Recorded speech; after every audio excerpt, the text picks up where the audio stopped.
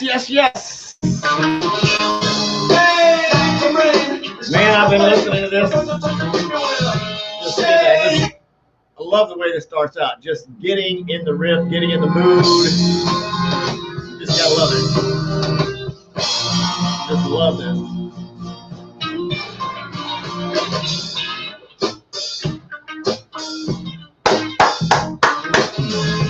Yes!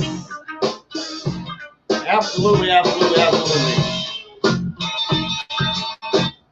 Woo! Yeah, and of course, Facebook, I don't own the rights to that music, but I should. Woo! Had a wonderful day today. Did some work on the house. As you can see, my title is How to Get Out of Stinken Thinking, Get Out of the Funk, 4 simple steps to just maybe get out of that negativity, because there's just been so much crap going around between the elections coming up and the COVID-19, and they keep extending stuff and changing stuff, and nobody knows if you should wear a mask or not wear a mask, and people think it's political or not political, and it's just some crazy, crazy times. 2020 has just been freaking different. I mean, it's just been a different year, different year, different year. Somebody, Facebook user, said, "What's up?" If you're in the Facebook group, if you click the link up above that says StreamYard, it should connect you so I can see who you are. Either that, you can just put your name after your comment or whatever, because it just says Facebook user. However, thanks for swinging by. You know what? I don't have my banner rolling across the bottom. What do I want to put on here today? I'm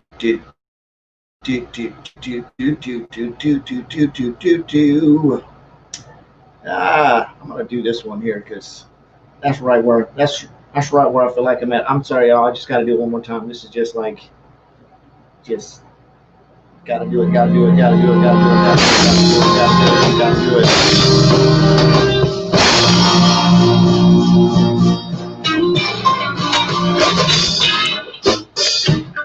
Wait a minute, I have a guitar.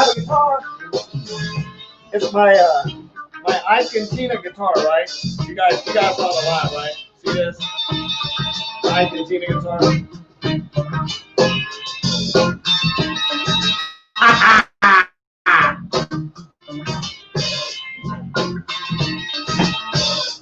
Yes.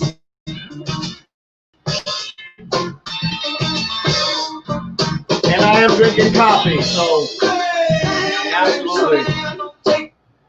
So coming back, I'm having fun. Hey, Troy. Troy's interview was rocking, dude. Thanks a lot. This coming week is going to be jamming full of interviews every day.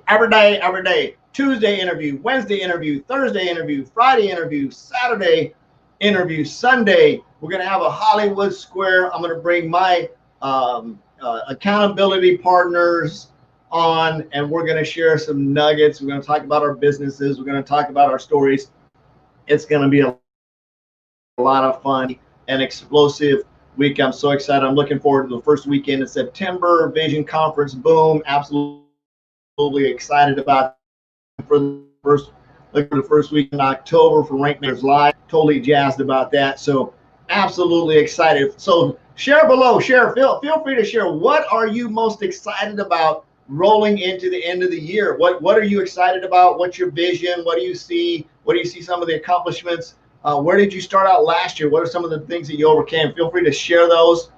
Absolutely won't hurt my feelings just to share that stuff. So for sure. So if you're over on Periscope or you're on YouTube catching us, absolutely you can do the same thing. Feel free to chime in there. My YouTube channel, I'm mapping it out. I can't wait to actually get it up and going and working over there on YouTube a little bit, doing some YouTube lives. Excited about that, and jumping in a little bit more in Periscope over on the Twitter sphere. So totally jazzed about how do you change your mindset. If have you ever just been in like funk mode, right? You see stuff and you see people and I swear you just want to throw punch everybody and you get in that funk. I call it getting edgy. I get edgy some days. I did the other day on the job. I got edgy and I sort of took it out on a phone call on a customer, and yeah, I got scolded for it. I probably shouldn't. I probably talked on the phone, but I was just feeling really edgy. And I go there sometimes. Everybody, we're all human, right? Where there's nothing that keeps us perfect. So how do we get rid of the negative stinking thinking? And this is going to be a challenge. There's bugs fly around and doing a lap. I don't know what that's about. Anyway, Kendra, thanks for swinging by. So check this out. So how do we get rid of negative stinking thinking?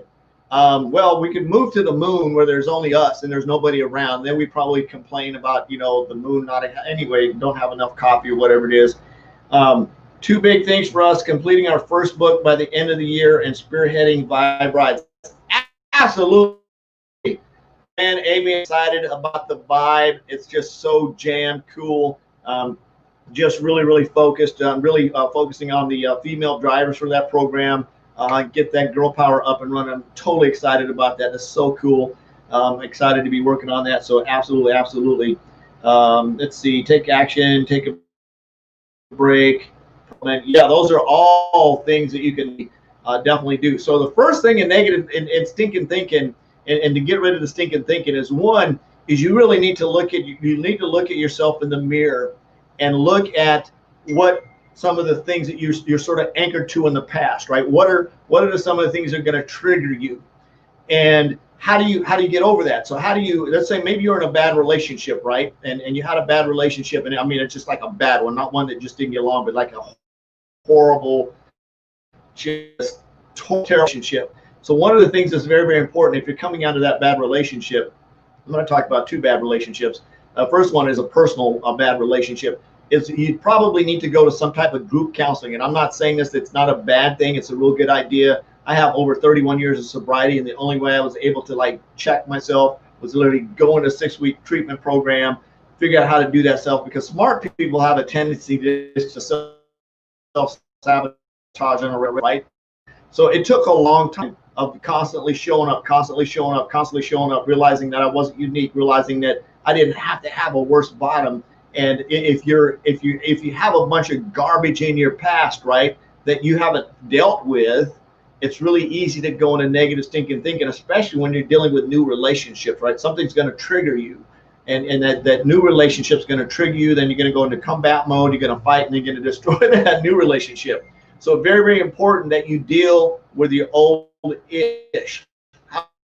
You go to church, find some like-minded people that are moving forward, that you can actually confidently share the stuff with you, that's not going to boomerang and come back to you and hurt you, right? So that's number one, is make sure you get rid of that stinking thinking. And on that personal development note, that's part of personal development, or not to help get rid of the stinking thinking, is you got to get rid of that negative ish. You got to realize what it is. And if you can do that by taking an inventory, right? You can look at an inventory, you can make a quick inventory and say, so what happened? What caused that relationship to really suck, right? What caused? And you got to write down your ish too. It can't just be about them, because you had a little bit in it, had something to go and look at that relationship and honestly take an inventory of that relationship. What happened, where it started, the good, the bad, and the ugly, where you stuck when you probably should have left, things like that, things that you interjected in because you were feeling mad or coming from a place of fear or whatever it was, right, is be able to deal with that. So that's the first thing if you want to get over negative stinking thinking, because if you don't, if you're constantly pulling that baggage with you, you're gonna be pulling it with you. Imagine this. I like this. I saw this on a commercial somewhere.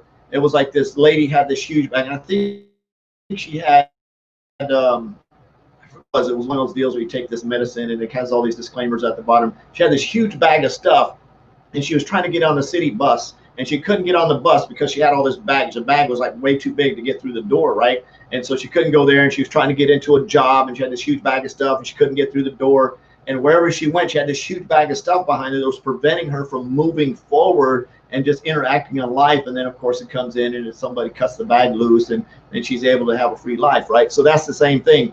A way I get rid of stinking thinking is doing something nice for someone else. Just make them smile. Man, oh man, that is such a cool deal. Yes, Amy. So that's actually sort of on my list. One of the things that you can do now, that's personal. Getting rid of personal negative ish. The other one is negative relationships with past employers or jobs, right? Is taking a look at that inventory. Maybe you were in a past business opportunity that just went crazy. They stole all your money, whatever you want to use that excuse. Again, take a look at the inventory, make an inventory of why you started, what you saw, where the vision was, the number of things. I couldn't tell you the number of things. I had a business that I was in. It was a very, very cool business. It was, if you've ever been to CVS or Walgreens or wherever, you can get these prepaid debit cards, right? You can get prepaid debit cards, you can put money on them, and you can share those. Well, we actually had a debit card through a processor before all of this stuff ever started that you could actually give to people, and all they had to do was fill out a short application, and through the processor, because we were doing word of mouth marketing, every time somebody charged or moved money on one of those cards, we'd get a small percentage of ching. And the concept was so very cool. It actually enrolled roughly 600, I think it was like 693 people in my downline in about 90 days. It's just like, just like fire, right? Had this huge organization of people through the processing, and it was like boom, and I was doing the math, and by the end of the year, I was going to be making like $3,000 a day. I mean, it was stupid money, right? There was stupid money possibility there simply by, giving somebody a free debit card that they would use and move money around and buy stuff with, just like those prepaid cards that you get at Walgreens or Walmart today. So I saw that vision. The challenge was the company came along and decided there was this other credit card processor that was supposed to have lower fees, which would give everybody more money. And this other credit card processing company promised corporate all this stuff, right? They promised them all, blah, blah, blah, the world. So corporate sends out this big email blast to everybody. Hey, we're moving processors. Hey, everybody needs to move over here. So I literally went from 690 people in my organization to like 2, and literally overnight. And when I say overnight, it was like email went out today, 2 days later, everybody was gone. The sad thing about that was, as I could have just carried all that junk with me. I could have just looked at that and said, oh man, this stuff sucks. I'm never going to do this again. This is really horrible. And I really looked at the situation. And here's the sad thing about it. All of these people, right? And I had a bunch of people with relationships that trusted me, that enrolled with me. And that was a whole nother trust issue there. When you enrolled 690 people and they all dole out a little bit of money because you had faith and confidence in the business, right?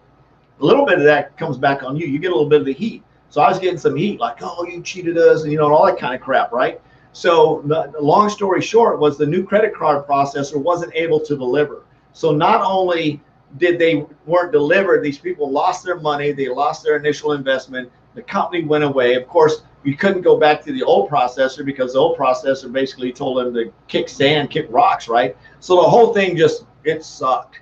So the point is I could have easily just carried that with me and had all this stuff. I just moved on. I just like boom, boom, move on. There's just this stuff. I love network marketing. I love the concept of business. I love entrepreneurism. If I can see a way that I can invest. If you think about being in network marketing, it's sort of like being a Wall Street investor, right? They look at investments, they look at opportunities. Some do very well and some don't, right? So there's a little bit of a risk in there when you're putting your hands in somebody else's opportunity. Now you can go out and start your own business, cutting grass, mowing yards, doing gutters, whatever it is, okay, and you're self-employed. The biggest challenge with doing gutters, for example, if you decide to do gutters, you can't put gutters in on a rainy day, right? When it's raining cats and dogs out, you ain't putting in a gutter, or you've got some kind of other issue. So there's a lot of things of being self-employed that there's the world going on around you might prevent you from doing that. Matter of fact, I ran into a gentleman the other day. He had his entire lawnmowers, had really nice lawnmowers. His entire trailer with all his lawnmowers on it was stolen. Literally parked next to his house. Somebody backed up a truck in the middle of the night, hooked up their truck to it, and drove off with it. And the funny thing about it, he says that's the only night that he says he usually locks it in the garage and locks it and chains it up. He says that's the only night that he parked his trailer down beside because he's doing something else. He was intentional on coming back and putting it back. In the short time he was gone, they literally stole his entire livelihood right out of his driveway, which is absolutely crazy. So let's see what I say. Personal and business. You just have to learn how to let go of that stuff. And again, make an inventory of the stuff that happened that didn't work out the way you wanted to. And then don't beat yourself up over it. Just realize that the life isn't perfect, right? Life is not going to be perfect regardless. So that's sort of number one. And number two, like Amy said, the other way to get rid of negative stinking thinking, and this is what I really love, is to do something nice for someone else. And not something just cool. Is if you can do something really nice for somebody else, if you can go out of your way. One of the things that we do in Rank Makers is we do Wealth Wednesdays, and it's a way of anonymously giving money to somebody that you don't know, that's not a friend. Maybe like putting $5 in a diaper box, or putting some money on top of one of those Enfamil jars, or wrapping a card around and putting it in the little gas pump thingy there with some money on it. We actually had gratitude cards, which is pretty cool. And you can slide those. You can put them in different places. You can randomly cash app somebody you don't know, right? So just random stuff like that to put a smile on somebody else. Just do something for somebody without expecting anything back at all. Don't expect anything back at all. Number three is one of the things that for some people it's really, really hard, is don't take yourself so serious. Don't beat yourself up. Love yourself unconditionally and realize that you are not unique. When we realize that the things that happen to us in our lives isn't unique, it isn't just our deal. A lot of times you go, oh man, nobody likes me. You know, I suck at prospecting. I suck at follow-up. And you go into Eeyore mode, right? There's nothing else going around. It's just your intrinsic internal stuff, just negative self-talking. The way I get out of negative stuff, like this evening, I worked on the house. I had a good day. I was going to come in. I wanted to come in. I sat down and prospect, and I have my schedule, my weekly method of operation pretty much laid out, where my goal is on Sundays, I don't do any business until 6 p.m. in the evening time. At 6 p.m., I'm in business mode. So from Saturday when I do my last Facebook Live all the way till Sunday at 6 o'clock, I'm not doing any business. It's me and my wife's personal time.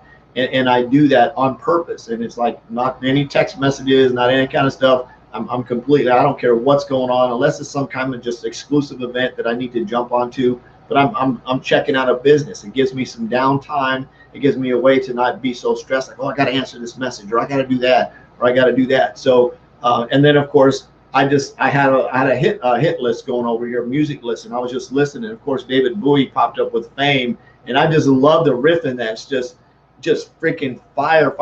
Hey, Glow, thanks for swinging by. It's just absolutely fire. You know, I'm not gonna say I'm bummed. I was looking so forward to going to Rankmakers Live and giving all my friends big hugs, and it's going to be virtual this year. So we're going to get you guys next year. I'm like saving up the hugs. I got my hug trunk over here to give everybody some big hugs when I see them in person. I'm so excited. Eventually we'll all get together and be able to do that. So that'll be jazz. So y'all are looking, just look out, because the hug trunk is like filling up over here with like mega hugs for everybody. So when I get a chance to see all my accountability partners in person and all my friends and rank makers and everywhere else, it's going to be so cool to be able to do that. So coming back to that, so you say that's something. You just think about something positive. Think about something that's exciting. You know, I was so looking forward to, but I'm not going to beat myself up like, dang, I can't go this year, and life stinks, it sucks. Like, yeah, hugs on hold, right? Hug locker is locked up, and they're storing it's going to explode here pretty soon. I love hugging people. I mean, that's something that, it's funny, my family, it's sort of a family thing. We hug everybody, brothers, sisters, aunts, uncles, friends. It's like we're a hug family. If you're coming around us, you're getting hugged. And then, of course, that transitions. And one of the things that's funny thing about it in Alcoholics Anonymous, it's like you hug people, and the whole thing, there's a whole psychology behind it. But it's a real good way to release. Babe, we're right down the hall, so I can hug you when I'm done. She says, I can't wait. But let's see, where did I get to? Doing an inventory, doing something nice for somebody else, negative self-talk. How do you get over negative self-talk? Well, here's some things you can think about. Is when you're saying, oh, I'm going to beat myself up, I'm not having a good time. You can find some music. You can reach out to somebody that's inspirational. You can listen. I have a whole series of YouTube videos that I like to listen to. There's one by Denzel Washington.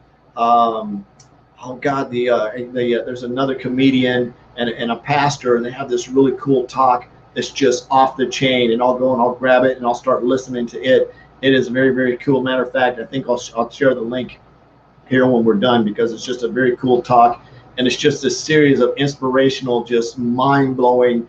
It's just like, oh, rewind, write that one down. Oh, rewind, write that one down. Oh, rewind.